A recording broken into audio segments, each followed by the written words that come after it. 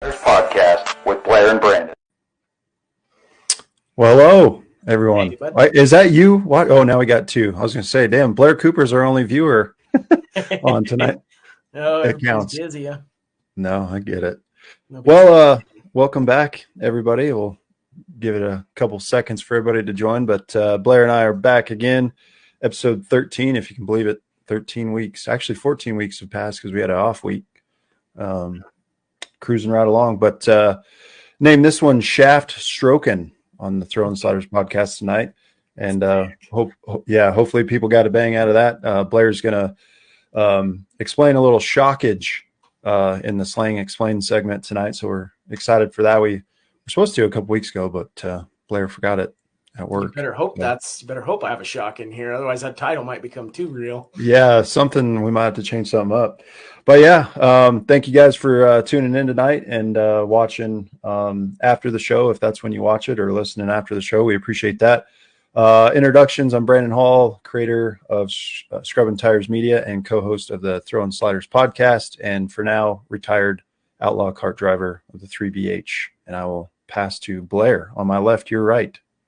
Yeah, I'm Blair Cooper. After this weekend, sprint car wall rider, DNFer, mother effer. I got a lot of different names. Mother effer. Well, it happens, but we'll get into that. Blair was over in Dodge City, depending on where you're from, but excited to get his insight view of how that race went. Looks like we had a couple other races. Some Mother Nature got the best of some of them, it looks like, but at Honor Run in I-76, Lincoln County and Airport, looks like they got Mother Nature, and maybe one of the drivers that participated in that one can weigh in and tell us what happened, because it looks like they qualified and got some heat races in, and then that was it. So without further ado, we're going to get right into it. We got some of the Dirt National scene occurring this past weekend, mainly in the World of Outlaws, Case Construction late models. But first, we're going to give some love, as always, to Racing Rowdy Ranch. As I mentioned last week, should have new hats, including the Street Stock Mafia, Pit Lizard Posse, all those new ones mentioned on the page should be completed by the end of the week. So I'm excited to show those to the public and hopefully get some on your guys' heads out there and spread the word. So if you haven't already, go check out, and I'm not going to say www because Blair thinks I'm an old man. Just go Google Racing Rowdy Ranch. Or if you're so cool like Blair, just type in racingrowdyranch.com in your browser and it'll pop up. You don't need the www. So anyway, here we go. Racing Rowdy Ranch was created with one person, one adjective, and one place in mind: the blue-collar racer and the crew behind the scenes. A word that can describe these racers and crews and how they live. Finally, a place where the straightaways and turns are these racers' pastures and hills, all bordered by concrete walls that could share more than their fair share of memories, even after several coats of paint. We are racing. We live rowdy, and we long to be at the ranch, riding for the brand. An apparel company designed to showcase just that, push the limits every day, and be proud of who we are. Visit www.racingrowdyranch.com now to order yours today. Saddle up, strap in, and live rowdy. Proud presenting partner of Scrubbin' Tires Media, Throwin Sliders, and Hitting the Chip podcasts.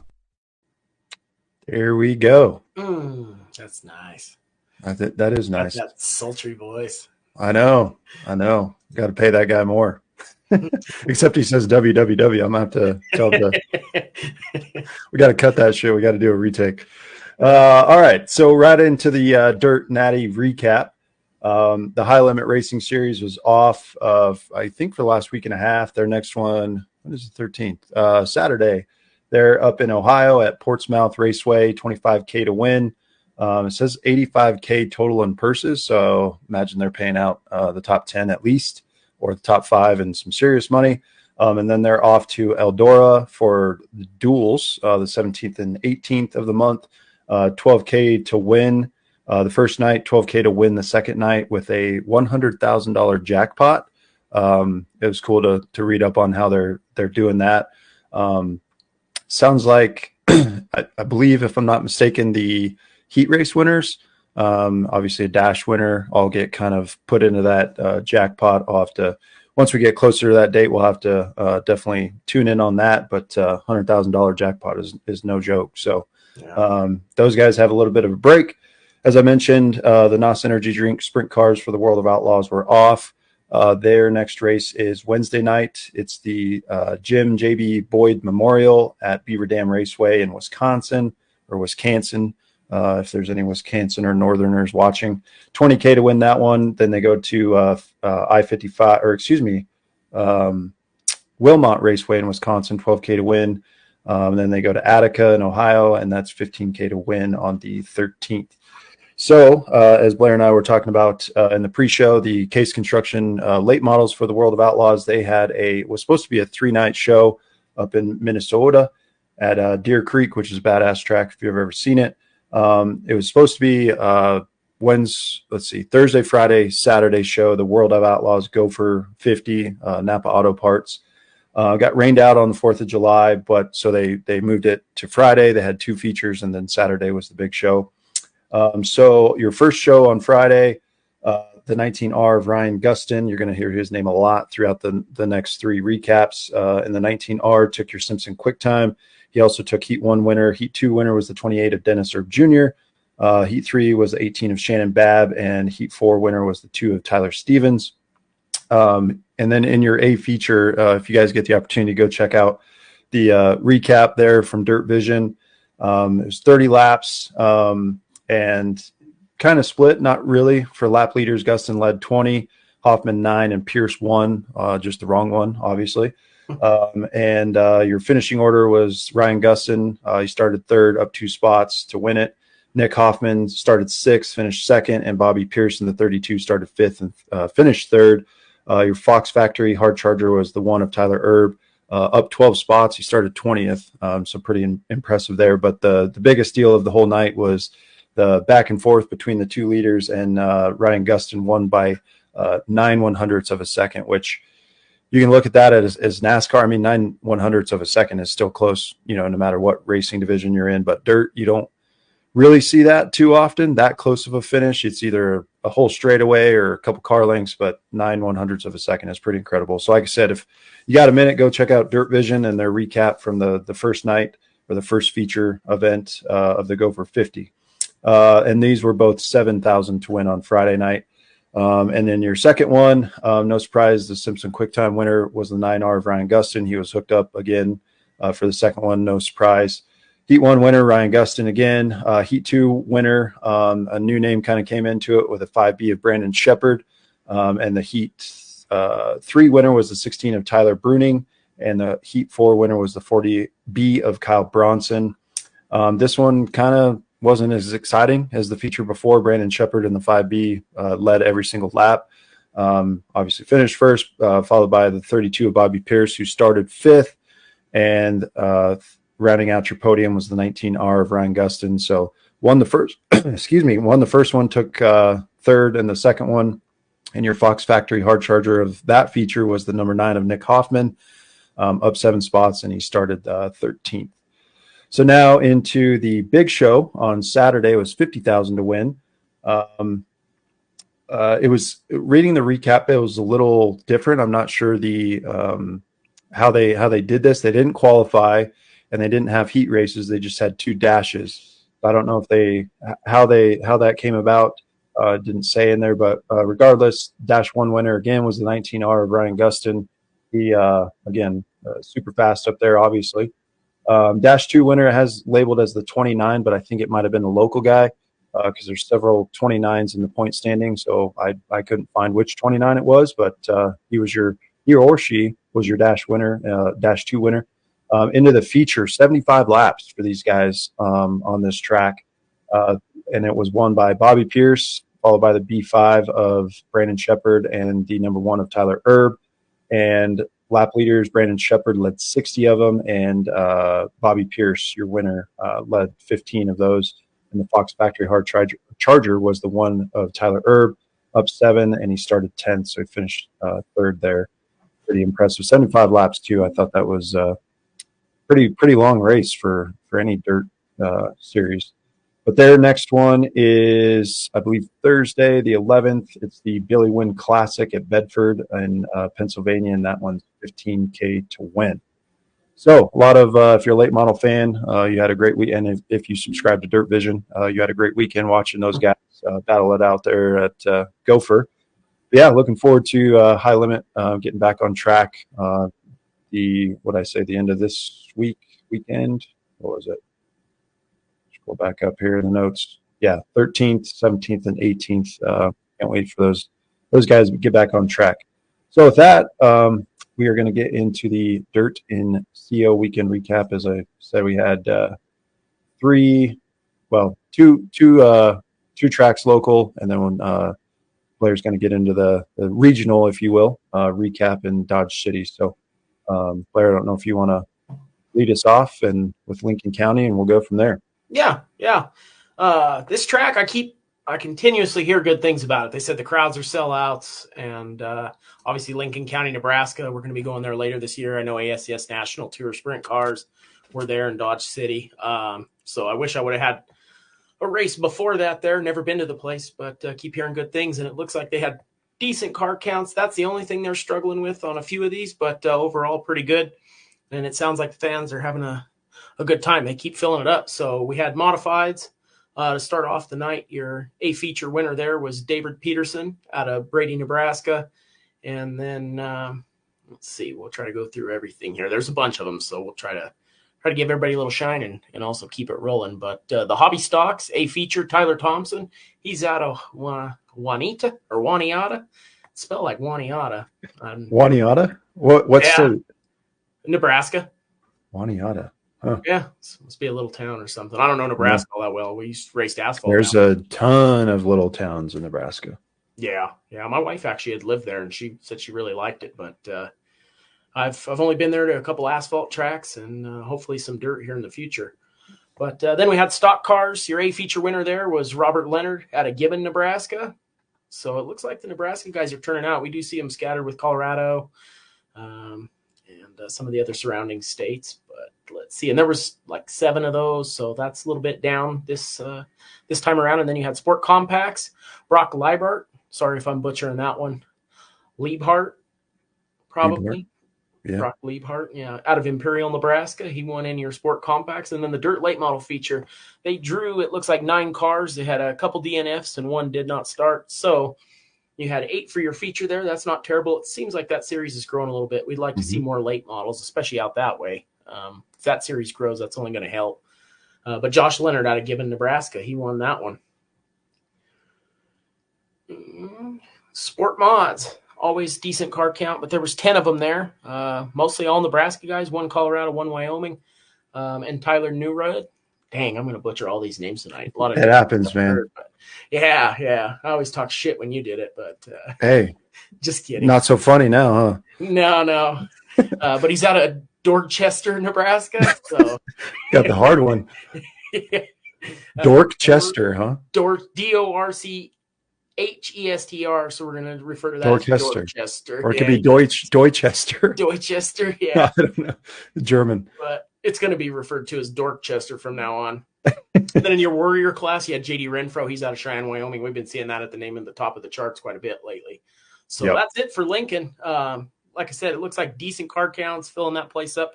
Hopefully we see more good racing going on there because everything I've heard has been positive. Yeah, absolutely. Well, congrats to all your winners there. Okay, Glitched out there a little bit. Congrats to all your winners. No, you're good. At Lincoln County, glad the weather, it sounded like, talking with Blair before the show, it sounded like Sunday had a lot of rain come through, kind of pushing out that way, so I'm glad they got it in. Go back to, I guess, Colorado.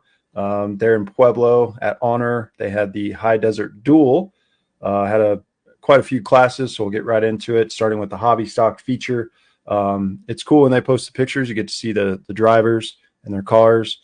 So the 420 of Justin Yutterman was your winner in the hobby stock featured, followed by the 53F of Gordon French and the 99X of Chad Nelson.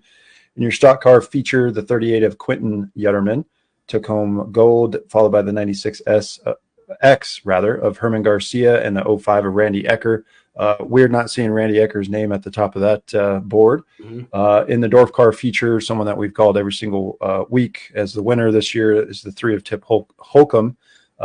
Took gold in that one. And the 22 of Brett Peel, right? Am I saying it right? Mm-hmm. Got Sure. it. I don't know. I've Nailed it. given up on that too, but Yeah. Midge, Brett, Peel. Yeah. And the 22, he finished second, followed by the 55 of Eddie Adams. In the Warrior South feature, the 43 of Wade Petty took home checkers, followed by the 44B of Brayson Siegel and the 48B of Braden Barstow. Bartstill? I'm butchering that one. Apologies, Braden. In the Sport Mod feature, the 47 of Jim Jarnott won that one, followed by the 43 of Daniel Payne and the 51F of Andrew Fisher. In your Steel City Carts, 44B of Brayson Siegel doing double duty again, took home checkers there, followed by the 7P of Keith Patton and the 89 of Skip Sprouse. And in your Sport Compact feature, the 23 of George Maldonado Jr. took home checkers, followed by the 69 of Brian Moore and the 09 of Jeremy Martinez. And the last class on the night was the Junior Compact feature. So for that, I believe it's all the way up to 13 years old. So you got some youngsters out there. The 93 of Nayla Graham took home checkers there. I believe that's her first win of the season, followed by the 44B of Brayson Siegel. So stand corrected. He was pulling triple duty that night, followed by the 43 of Wade Petty, who was pulling double duty. So I don't know what the rules are splitting up those compacts. But regardless, had a lot of youngsters turning out and getting them into the racing scene. So it's good to see. So that was your high desert duel at Honor Speedway from Saturday. I'll bounce it back to, well, I guess, do you want me to do I-76 and we can talk about Dodge City? Sure. All right. So I-76, they had the 270 wing micros, mini mods, carts, dwarfs, modifieds, northern sport mods, stock cars, hobby stocks, thunder stocks, lightning sprints. And if you tuned into last week, you can catch our opinion on having 1, 2, 3, 4, 5, 6, 7, 8, 9, 10 classes. All right. No disregard to the drivers, though. You did a great job. And hey, if you got your class up on deck, then go run it, because that's what we're here to do. All right. Starting in the 270 wing micros and the A feature, the 12 of Caden Warren from Eaton won that one, followed by the 77L Blake Lawson and the 0 of Skylar Granger from Longmont. And they had, looks like 16 of those show up. So really good car count for the 270 wings. And only 2 DNFs, and we had a handful of did not start. So I'm not sure what the deal was there. In the mini mods, had 8 of those show up with 1 DNF, and the 74 of Silas Speicher from Denver won that one, followed by the 81 of Fallon Noxon from Brighton and the 42 of Riker Evans from Fort Morgan. And in your carts, you had 4 of those show up. To no avail, the number 2 of Ryan Leckman from Sterling took home the win there, followed by the 6 of Tuna Arivizu, which I believe he or she, I'm not going to specify gender on that, because that's not what we do on the Throwin Sliders podcast. But he or she from Longmont, Colorado took second, followed by the old man of Mark Leckman from Sterling in the number 7. In the dwarfs, the 88R of Keith Welch from Greeley took home checkers, followed by the 75R of Xander Morrison from Frederick, and the 89R of Dale Welch from Greeley took home third, and 11 of those showed up. Good car count. Into the IMCA modifieds, 8 of those showed up. The 88C of Corey Cox from Littleton was your winner, followed by the 17J of Jeremy Freiner from Fort Morgan, and the 72 of Max Quint from Atwood, Colorado was your third place finisher. In the Northern Sport Mods, the 18C of Ryan Moser from Inglewood took home checkers, followed by the 5150 of Josh Barnhart from Colby, Kansas, took home second, and the 11 of Mike Sabo from Littleton finished third. And in your stock car, the 5D of David Plumitzo from Fort Lupton took home the checkers, followed by the 117S of Josh Schweitzer from Loveland, and the 6J of DJ Banks from Brush rounded out your podium. And in your hobby stocks, the 8B of Braden Hilser from Fort Morgan took home checkers, followed by the 711 of Zach Fornstrom, who I actually, ironically enough, played football with in high school. It's cool to see he's in racing from Pine Bluffs, Wyoming. And followed by the 12 of Shad Cooper from Denver rounded out your podium. And in your Thunder stocks, only 5 of those showed up. The 50B of Brandon Hyatt from Castle Rock took home the checkers, followed by the 7X of Wesley Foster from Haxton, and the 6C of Phoenix Banks from Brush, Colorado, rounded out your podium. And the Lightning Sprints, which that was not on the docket, so add that. 11 classes, Blair. The 7 of Perfect. Josh, 7, just right amount of number. The 7 Josh Flood from Henderson took home the checkers, followed by the 5 of TJ Trengove from Thornton, Colorado. Yeah. Yep. And followed by 71 of Frank Martinez from Aurora, rounded out your podium there. And finally, we've reached the end of the classes for I-76. So congratulations to all of our winners, and hopefully you enjoyed the spotlight. So I'll pass to Blair for Dodge City recap. Yeah, well, we went to Dodge City. The weather did not cooperate, but they moved us up. So it was only 2 classes got to run. We were supposed to run 4th. It was a little bit dismal on car count. I think everybody was a little bit afraid of the weather. So we only had 9 sprint cars. And that was one. In the feature, we did get it in. Matt Covington out of Glenpool, Oklahoma. He's a national tour regular, always fast. And he put it to everybody, I think. That's what I heard. I didn't see him up there because I was scraping the wall. But and then Jeremy Campbell and then Adam Trimble again. I got to talk to Adam for a while. He's obviously out of my hometown, and he's been fast everywhere he goes. So it's good to see him pick up a couple spots. Heat races were hammered down. I don't think really any moves were made. But like I said, I think weather really hurt the car count there. The one other class that they got in right under the wire was, they were supposed to have a 50-lap modified race. So there were quite a few mods in the pits. Yeah. Yeah. Let's see.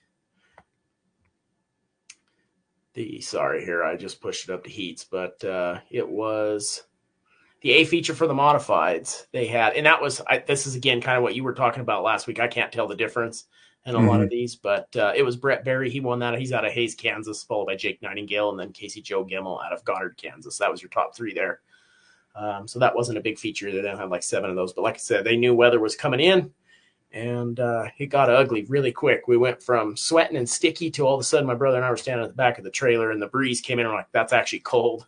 And the wind that's never good. Around on us. Yeah, so we were ducking. Everybody put the cars away and then we got them right back out and went for it. But yeah, that's a fun place. God, that's fast. So talk about your race. What's why are you scraping walls? Well, so it ended up, it was a lot of things. That place is going to be my new Callahan, except for I love it. It's just fast and nasty. But anyway, I broke a steering gear. That was the first time I've ever done that. I actually didn't know what the hell happened, but I was telling Brandon in the pre-show, the car, it was a couple laps to go and we weren't running great. I had the wrong gear in the car. We thought that place was going to slick off, which forever in the future, I'm just going to assume that it's not. And I'll probably have, as soon as I do, it will. But right, yep. We're all over the chip and it unloaded the car in the center and then actually bogged the motor coming off. So we were running towards the back. Car actually felt really good otherwise. Just needed some more speed out of it. A few things, a little tight getting down into 1 and 2. Right in the center, driving up underneath a couple guys. Just didn't have the mile an hour to clear anybody down the other end. So we battled that. And then finally, when the car hit the wall, it was just a kiss. But I finally hit it with the front of the wall first. So I knew something was screwed up. All the way down there, 3 and 4. And it just felt like I chased it forever, but I couldn't even get the car to break loose. And so finally I gave it a little juice and I thought to myself, am I going to hit the wall?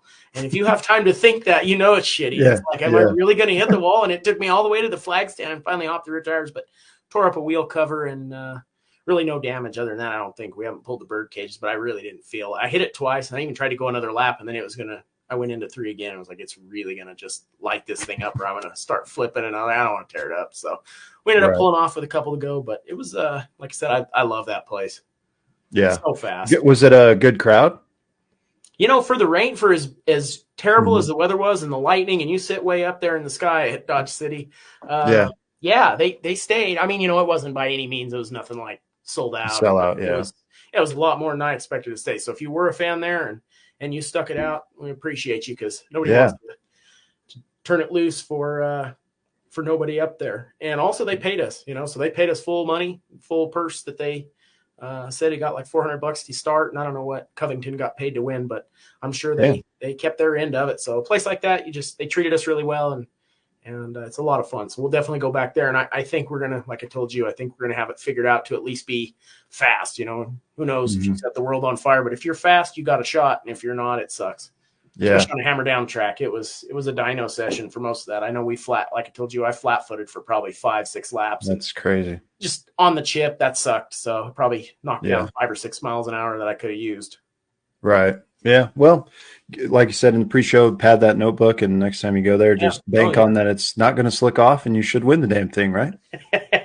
Yeah, those guys are fast. There's some nice cars out there, and you get those national tour guys, and we're starting to get a notebook a little bit, but we got a ways to go. You know, I hate to even say that because it sucks. We talked about that, but I think when you suck, but you feel like you made progress, you got good notes, you didn't destroy it, and you'll go back. Yeah, we'll just keep working. You know, it's been a little bit frustrating this season, but we'll get parts and go for it. Yeah. Well, like I said, way back when, in what the hell was that, June, late May, when El Paso got rained out, I think you had a shot for at least a top 3 that night, but Mother Nature had other plans for you. Yeah. Well, and the new shock package and everything, the heavy's been really what we've been best at. So that was kind of the other thing that, just missing gear and then thinking it was going to stick off and really try to pull a fast one, and it came back to bite us in the ass going first. We didn't have time to change shit. So we kind of went out there with an average track setup and just stick tight and over geared. So, yeah. Well, at least we get to learn about shocks tonight. That's looking forward to that. Yeah, I've been deep in them. Yep. Shaft stroking. There we go. All right. Well, like I said, congrats to all the local Colorado drivers that took home Checkers and Dodge City and everywhere else that ran, for that matter. Like I said, if there's anybody watching that participated or was watching Airport, we'd be inclined to know what happened. I'm assuming with no features, that meant Mother Nature got the best of them. At Garden City? Yeah. Yeah, I think we drove through there because obviously you passed that and it just looked like there was water everywhere. Yeah, I figured. Yeah, they had all the classes. They had a lot of classes and nobody got a feature in, not one. So 2 things I thought about. I saw a cow, Spacola, alumni of the show. They had a cow with their motorhome. So, no shit. Yeah, it was massive cow. Oh my! Floated, but we drove by the next morning and they still hadn't moved it. But the kids had to climb out the window to get the doors open. Oof. So yeah, it was pretty wild. I felt bad for them, but it was. I was going to say that probably total any toter or anything you got hitting a cow. It was lucky they didn't hit it in a car or anything. But if you're traveling those roads at night, they drove at night. Mm-hmm. That's I stay at a hotel. But then also I just about this. We talked about Tip Holcomb winning a shitload of races. There's a bounty on him this weekend, $100. So if you're from somewhere else and want to come try to whoop up on the dwarf guys here, they got $100. Yeah, or wherever they're racing at Callahan at the fair race. Callahan, gotcha. So, okay, $100, and Keaton Short threw in a right rear tire or a tire or two, so it's probably a couple extra of shit. Somebody tried to beat him, so it'd be interesting to see. Is there a spare car laying around? Sheesh, I know. That'd be fun. I wouldn't win, but it'd be cool to do it anyway. Yeah, hell yeah. Damn. Well, there you go. If you're a dwarf car driver or an old timer and you got one sitting in the shop, dust that thing off and go win an extra $100 for beating Tip Holcomb. Yeah, Hopefully he's watching. It's cool. I like bounties, man. That draws a crowd. I mean, it's just hyped up, and all eyes are on that number 3 car for this instance. So that's cool. Yeah. Talk about that fair race there. What's going on at Callahan this weekend? Let me pull that up. But that's actually that was the one race at Callahan I always like to go to. I think I won it twice. Got the rodeo going on in the center. They did have a bull riding at intermission one year. Maybe that was last year. That was last year, yeah. Yeah. So that's always pretty cool. That was the race. If you were going to win one there, I always wanted to win that, and I was lucky enough to do it twice. If they do have a bull riding again, we might have to announce the winner of that one too, just for shits. The Keaton tried to sign me up for it. Oh God! In between, and I was like, I don't know that I could race and ride a bull in the same evening, but I would just left all my shit up. Yeah, that would. Well, I don't know if your race gear would help you with those fucking things. I've ridden a steer before, and that was enough for me. Yeah, you ain't no cowboy, bitch. Nope. My whole family, like on my mom's side, we're all into rodeo and bull riding. And same here, man. But that's not for me. I'd rather strap in a race car where I feel somewhat more protected and less dangerous. Yeah. But yeah. Well, they do have late models this weekend. Calhan, Saturday, July 13th. This is going to be the fair race. It's always a big one. So if you're going to go out there, you've got lightning sprints, 600s, warriors, dwarfs, and fireworks. So they're going to do another fireworks show. That's going to be a good one. Hell yeah. So if you're in the El Paso or I guess Calhan area, got nothing to do, grab your hat, grab your favorite racing buddy and get on out there. Show some support to the local dirt tracks. And I haven't looked at the weather, but yeah, hopefully the weather holds out. I haven't looked at the forecast, but hopefully they get it all in. Kind of fireworks. All right. Jeez. Yeah. Fireworks, man. We're stepping it up. They got bands in there. They usually do autograph sessions under the stand. So they got a lot of food, vendors. It's just your regular county fair too. So it's kind of fun. Awesome. You get a different crowd. Yeah. There you go. There is Keaton. Commenting on there. Yeah. Gotcha. Right rear. That's mighty kind of you. Like that profile picture too. Sighted in the rifles this weekend. Matter of fact, getting about that time. All right. We're going to transition into our newest segment, Cars Gone Wild. So no Scotty Bremkamp and a few others watching enjoyed this segment. So we got some 100 degrees this weekend, Scott Bremkamp says. Well, better hydrate. Yeah. I'll be sitting in the AC. Actually, I'll be outside, but not at 100-degree weather. Cars Gone Wild. So if you're new to the show or didn't catch it 2 weeks ago when we debuted this segment, it's kind of just a mashup of some funny memes, funny videos of racing in particular that Blair and I kind of mashed together all week long and pick out the funniest ones and hope to get a good laugh. We'll dissect some of them, have a little fun with each other and have a little fun with you, the viewers. So on deck, man, I can't even talk. This one's so funny. We're going to start off with a little prayer tonight from a NASCAR race probably at least 10 years ago. So let me go ahead and share my screen and get this one on deck.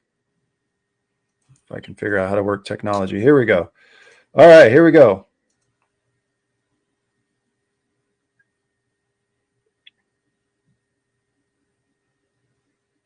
I'm getting nothing.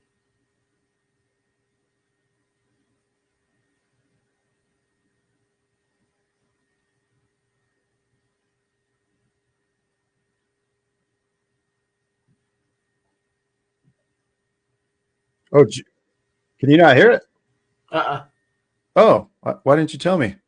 I did. My bad. Oh, I didn't hear you. Sorry. We'll restart that one. My bad. We got to share the. Here we go. My apologies. Get this figured out one way or the other. How about now? For all your blessings, you said all things give thanks. So we want to thank you tonight for these mighty machines that you brought before us. Thank you for the Dodges and the Toyotas. Thank you for the Fords. And most of all, we thank you for Roush and Yates partnering to give us the power that we see before us tonight. Thank you for GM Performance Technology and the R07 engines. Thank you for Sunoco Racing Fuel and Goodyear tires that bring performance and power to the track. Lord, I want to thank you for my smoking hot wife tonight, Lisa. Amen. My two children, Eli and Emma, or as we like to call them, the little E's. Lord, I pray you bless the drivers and use them tonight. May they put on a performance worthy of this great track. In Jesus' name, boogity, boogity, boogity, amen. Amen. That's a good one. I got to see Jason Leffler, though. Rest in peace. Cool to see him on a video. Haven't seen him in a while. All right, so we started off tonight with a prayer. We're going to get into what Blair's about to do this week, rebuilding his steering shaft. So let me share screen again. We'll get right into it. Oh, no. Oh, no. Hey, we've all been there, and when that bolt goes real loose when you're tightening it, it's never a good sign. So to all you racers out there, hopefully that does not happen to any of you this week. Torque wrench. Yeah, use a torque wrench. That's what it's for. And cross-threaded is not tight, ladies and gentlemen. Learn that the hard way. All right, next one. Blair actually sent me this one. This is a clip from him, looks like back in high school, how he actually met his wife, Tara. So he was kind enough to share this one with you, or with us, rather. It is, but I know you snuck this one in on me. No weather.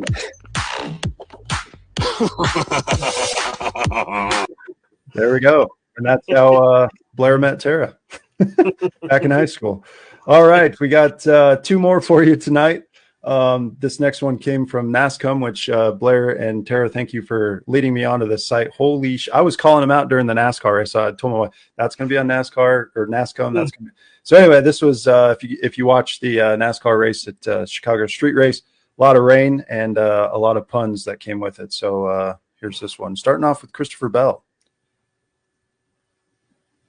And then next thing you know, he's diving back inside of me. I was just getting so wet, I just figured I might as well come out. It's hard not to get baited. I'm wet, so I guess We're all wet right now. mine's dripping from like the top left, so it's kind of bothering me, honestly. No, I was looking for like a banana or something, maybe some nuts. There you go. It's you could literally watch a whole NASCAR race and literally spot them out. It's good stuff. What the hey? We'll play one more of the NASCOM. This is my favorite. Yeah. Shout out NASCOM. You guys are nasty. Yeah. Oh yeah. They're doing well. Mr. Kyle Larson. Here we go. Day though, how much fun did you have out there? Yeah, I was having a blast there. He was obviously way faster than me, and I think he was having fun just playing with me. So, hey, sometimes you got to have fun playing with each other, I guess. So, talking about Mr. Shane Van Gisbergen on Saturday in the Xfinity race.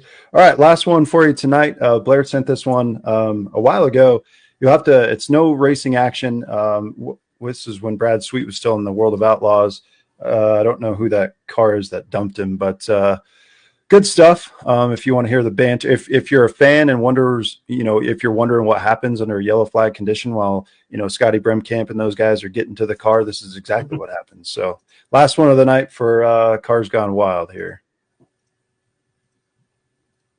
Oh, fuck you, you piece of shit. What are you doing? You jumped the fucking narcos, you motherfucker. Why are you driving like a little bitch, huh? Follow a dick like usual, you little fucking redheaded bitch. Hey, get on the car, let's fucking go. Get on the car and talk to me, you pussy. Dude, why you jump the start though? Why you gotta race like that? Neither goes you go, pussy. Are you fucking shitting me? Dude, how long you been racing? You've been racing 300 fucking years, you stupid fuck. Oh man, that's yep. If you're ever wondering what happened, he kind of sounds like you in there. If you get pissed off, I feel like, would you talk like that if you got spun out? I don't even know if he spun him out. I think he just jumped the start and they were under red, and that's kind of how I took. Is it okay? Because I thought they were sitting under red, but it could have been. I didn't see what led up to that, but anyway. I know he said he jumped the start, so they probably were door to door there and wasn't happy. Well, it looked like whoever that 3 car was kind of in his right side Nerf bar there, but could be wrong. That's the only thing that sucks. If you get pissed off, you got to have somebody push start you. Either get out and start throwing, or you got to get push started to pull up to a store. That's the nice thing about like Scotty says here, I love when they're belted in and talking tough as shit. Yeah, wait till they get out of the car. Yeah. If you're ever gonna fight, you gotta take off your helmet for one, because no one wants to see a boxing match with a helmet on, and that's just body shot. Anyway, baby. Yeah, and don't be wrestling around. I mean, shit, the fans pay good money to watch. I've always wanted to fight a guy who left his helmet on. I'd just drag him around under his chin by it. That's true. Yeah, like in high school, man, when your coach get pissed off at you and they grab you by the face, there's not a lot you can do, man. I'm telling you. I hope somebody leaves their helmet on someday. I don't try not to ever get that mad, but it happens. But that would be the good scenario if you're a driver and you take it off and somebody leaves it on and drag them around by it. Yeah, might as well. Yeah. Hopefully we don't encourage that on Tires Media, but it is. We'll play it. If you guys fight, we'll play it. We had one at the beginning of the year. I guess it was the post fight, but nevertheless, good content. All right. Well, we hope you enjoyed the second ever outing of Cars Gone Wild. I almost said girls, but no girls tonight. Your wife's calling you out. Now you got to share. What happened? Oh, there's been a few times I've left a racetrack in zip ties, or we've left with a NASCAR suspension. So I try not to, but it happens. So I've gotten a couple. I framed one. I've got a letter from NASCAR, probation, and then we've had a few other nights where it didn't go well, and we either left in zip ties or leaking. Yeah, wow. Somebody's gonna leak, but we really try to get along with everybody. It seems like dirt's a lot more chill. Yeah, until it's not. Open wheel shit, Yeah, that's open wheel shit. I feel like most everybody's pretty respectful. So I really haven't had any problems on dirt once or twice. But. I've seen a couple little skirmishes at the Talladega short track when we go down there, when they're rolling across scales because it's in the infield right there, right at the start finish line. And there's been some big old boys that, end up on the ground and shirts, untucked, and nobody wants to see that for them big old guys, but somehow their shirt always comes up. I don't understand it. But fun fact, I don't think there's only been one time I've ever fought a guy smaller than me, or it wasn't quite a bit bigger than me. That always is like, God damn it, just somebody my size. But that's the nice thing with sprint car drivers. They're all jockeys, man. You're good. Damn, I feel like a giant out there. Yeah, you're good. Yeah, you're getting them dirt late models. That's where the hosses are and the farm boys. There, Yeah, because weight doesn't matter when you're slinging the bars. Left side. Yeah. All right. Well, again, hope you guys appreciate. Not appreciate, but I guess appreciate. But that segment is cool, and we'll continue to give it to you guys. That should go on NASCAR right there. You got to be careful what you say. You never know when you could be used in a meme. But nevertheless, we'll continue to play it when we don't have guests on. So we're going to roll into Slang Explained and the reason why we named this shaft Strokin tonight. So Blair, the floor is all yours. Take us to church. This has been was my bugaboo in the slick. So for everybody who's just into the basics, I know that a lot of these guys know a lot more than I do, but in shocks, one of the things I've been trying to really understand that is probably we get our baseline sheets. If you've ever bought shocks for your race car, that comes with your clicks, if they're adjustable, if you have a car that or a class that allows that. But the most basic, if you don't, you're cheating. The most basic way to understand your shock is you have two different portions of the stroke. So you have your compression side, which is I'm counting them. Yeah, this is going to come back to bite. This might be my new OnlyFans segment, but you've got the shock here. Yeah, this is a left rear. This one came with my car. It's not one I've personally run, but some of these are even labeled. I have the sheets on them, but so you got your knob here, and this one would be rebound adjustable. So rebound is how fast the shock is going to come back after the compression stroke. So we'll do compression first. The rate at which the shock compresses is your compression stroke, and that's going to determine, like on a really fast, smooth track, say it was the right rear, you're going to want the right rear to hold up so you can get through the corner. And then on the rebound side, so like for a wing sprint car, obviously, where the car rolls over onto the left side, tied down, and then that's the rate in which it returns. And this one I was showing Brandon in the pre-show, I can't even pull it out by hand. But then this also has a bump cup and a bump rubber on it, spring rubber, or a bump rubber. And yeah, I can't pull it out. It's stuck. I told you I could hang from the ceiling with this thing. That's crazy. Yeah, but that's compression and rebound. So if you hear guys talk about that in any form of racing, it's all race cars. This one's just a single adjustable. Like my right rear on the sprint car is double adjustable. So we can turn it up, the compression, turn it down. So the rate of speed on the shaft for the inlet pressure. And then on the other end, it's going to come back out, and that's going to determine a lot of different things, but it just really depends on track conditions, on where you're adjusting all your shocks at. So that's the most basic, but a lot of people talk about shocks, and it's something that you can get deep in the weeds with dyno sheets and your clicks and stuff. So, if you're really serious about it now, that seems to be one of the biggest parts of the race car that is really probably the technology, and shocks and tires over the last 30 years. Farthest. So we got some questions in the chat there, but I wanted to ask. So usually every time I'm watching a sprint car race, whether it's high limit or whatever I'm watching, I'm always texting Blair, asking what this is, what that is. So the last time the high limits, I don't even remember where they were. Pardon me, but or forgive me rather. The left front going in the corner was bam, bam, bam, bam, bam, bouncing up and down. So I texted Blair. I said, why is it doing that, for one, and how do you compensate for that? And he was talking about tying it down. So explain to the viewers what tying it down, if they hear that terminology, what does that mean? So like if it was what you were talking about, that track, they probably had the shocks tied down. So if you go out for qualifying, usually the track's heavy, you'll hear that be the dyno session if guys can just flat foot it around there. But the tie down would be exactly like what I have. This shock, you couldn't pull it out, so it really stiffens up the ride. Say it was like on yours, it was probably the right rear was really tucked in and tied down. So when that's tied down, this shock's not allowed to travel back up, and it's going to hold the chassis, make it extremely stiff. And when it's stiff like that, they're going to want to hop.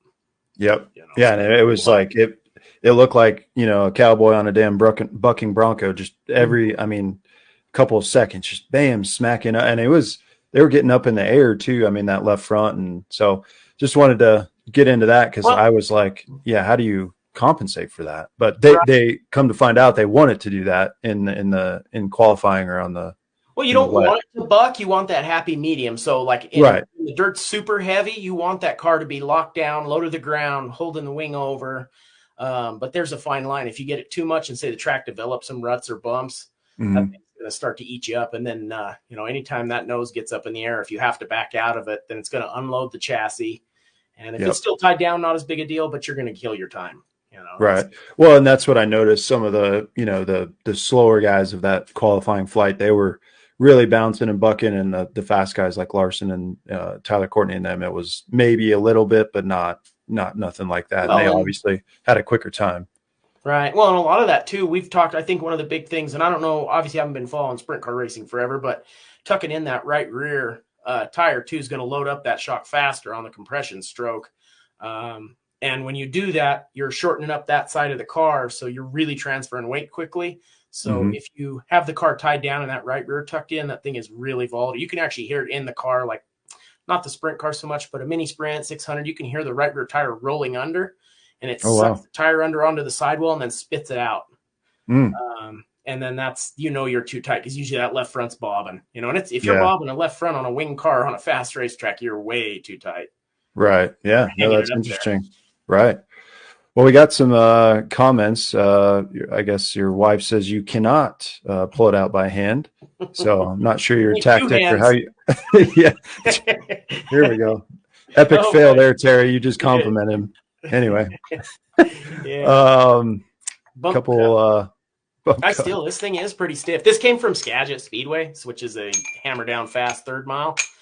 And so those cars keep it locked down pretty good, but they'll bounce around a little bit there too if you ever watch videos of that place. So what's a good set of shocks all the way around cost in a sprint car? It depends, but gas, you probably have about $850 a shock, and then depending on if you get carbon covers and stuff, they're about $75. You end up about $950 a corner probably. So and then a lot of these guys you'll see, like the Outlaws and stuff, they probably have 16 shocks in the trailer. Yeah, no doubt. Ready to go, different sets. If not more. Yeah, and some guys will even do non-adjustable. If they know exactly what they want on that corner, they just slap that on and go for it. And they're a lot cheaper, but, I guess not a lot. They're probably a little less than half price. But, you can spend $3,000-$4,000 on a set of shocks and have them all tuned up and dynoed ready to go. That's crazy, man. So, and do they – yeah, I was going to say, how easy are they when you hop wheels or something catastrophic upside down? Yeah, I've gotten pretty lucky. Most of the time I've only been to few, but if you make hard contact, if you slap the wall or if you rip any suspension components off, you can almost bet the shock's going to be torn up or the shaft's bent. And then they get beat up with dirt. The covers help the body, but your shafts and stuff will get pitted over time. I hate when my shaft gets pitted. Old age. Yeah. So and then obviously then you add stuff like this. This is the bump. Your bump rubber there, and this is a 50-pound one. So when the car wings over on the left side, you want to limit the travel so it doesn't bottom the shock out. They have different weights for those. So you start adding all that stuff. Some guys do bump springs with Packers. Probably going to try those out eventually, but everything's still so we don't have anything definitively set on this car. So it's all changing. It's there's a lot of money to be spent there, but it's critical. In all seriousness about the pitting on the shafts, do you run like the sock or the boot on the front ones most of the time because the rocks and spray coming back from the car in front of you? No, the covers extend a little bit past the body, so that helps. And usually you're pretty loaded up, but no, I've always been afraid to keep heat in the shock, so obviously the cooler you can keep them or the more average, range of temperature. I see it a lot on midgets and stuff. I ran them on my Lightning Sprint because I could grab the shock after the race and it would be cold to the touch. Where like on asphalt, you're heating them up generally. Oh yeah, getting hot. All that brake temperature. Which is odd because you would think you're on dirt. The stroke is in between. I mean, it's moving a lot more, but I think just to get so much airflow to them, it keeps them pretty cool. But I really don't worry about it. You run them and then they probably have to be replaced or checked out anyway. So. Throw a new shit. That's all that stuff. That's an interesting point there about the differences in temperature going from asphalt to dirt, but I think the airflow is definitely unless you're running a sprint car like they did last Right. weekend at CNS. Right. But yeah, well, they just put some laps on them, like the dirt Mhm. or 30 laps is a long feature, or an outlaw 30, 35 on a short track, maybe, or the Ironman 50 is probably your longest, but yeah, you're getting narrow over them. And if you've got a good shock, that's one of the things, these, like my FKs and stuff, this is more of just the base version of them, but the oils are all proprietary now, so not anybody can just service them. So it's they've put a lot of R&D into shocks. Good for FK. Good for them. Yeah, it's Have to have everybody. I know CSI makes a good shock, and there's a lot of different companies out there, but it's always one of those games where it's never stops. They're always trying to improve, and it's just like anything else in racing. That's I think Right. what the cost is. It's As I'm saying, the cost keeps going up, man. Mm-hmm. Shit. But it's cool when they work. Yeah, no, I appreciate that. It was a good Slang Explained segment. We've been wanting to do that one for Pretty basic, a while. white girl shit, but Yeah, hey, too in depth. learn something. No, it's good stuff. Next thing you know, Blair's gonna open his own shock shop in Pueblo, Pueblo West to be exact. No, I'm on the north side. I don't live in Pueblo West. No, I know. I said you could open a shop in Pueblo West, get more customers. We don't go over there. Oh, okay. Yeah. Wrong side 8 Mile. You said that. Forgot. But yeah, hopefully you guys keep enjoying the Slang Explained segment. Blair does an excellent job on kind of teaching even myself, kind of learning about open wheel cars and dirt in general, kind of the basics and some deep dives scenarios too that we've done. So we'll keep bringing that to you. If you have a topic that you'd like to learn more about, please message Blair or message the page, Scrub and Tires Media, and we'll try to have Blair explain that and get your questions answered. So thank you, Blair, for doing that. We should probably get an actual expert. They probably laugh at me, but I have been trying to learn a lot of this stuff, and it's fun. But yeah, that basic, like I said, you can get in the weeds, man. These dyno sheets and these guys that know exactly what shock they want on the corner. That's eventually the goal, is to just be an expert. Yeah. Your brother's getting pretty good at it, yeah? My brother's extremely smart with race cars, and he's finally figuring out the dirt stuff, so it's really beneficial to have him. But yeah, I'm just dumb. I think the more I'm around these guys that are really smart, I'm like, God, I'm dumb. Nah, it just work takes with what time. you got. Yeah. No, I'm they trying. didn't learn that overnight. Yeah. So, yeah, really appreciate that. Fortunately or unfortunately, depending on how you view it, that brings us to the end of the show tonight. Kept it short and sweet without a guest. So hopefully you guys enjoyed the content of tonight. Don't forget to check out Hitting the Chip as Blair tries to get the shaft down one last time. Got it. Finally, after 53 minutes. Hitting the Chip. That's going to be a good one. Yeah. Sprint cars are out at CNS. So tomorrow night, 7:30 Mountain. Definitely tune in. Jake and Jordan will give you the lowdown there. Had fireworks, had a double header. I do know they had, sold out. They had some rain. I know Mr. Brumkamp sent me a Snapchat from inside his car with rain pouring down, which is never good, but appreciate the insight there. But yeah, definitely tune in and check out the action. Obviously, Jake and Jordan did run this past Saturday in the games. So check that show out. And as always, continue to if you haven't, both the Scrub and Tires Media Facebook and YouTube page, which I guess it would be subscribing to the YouTube page, but trying to get a following there as well.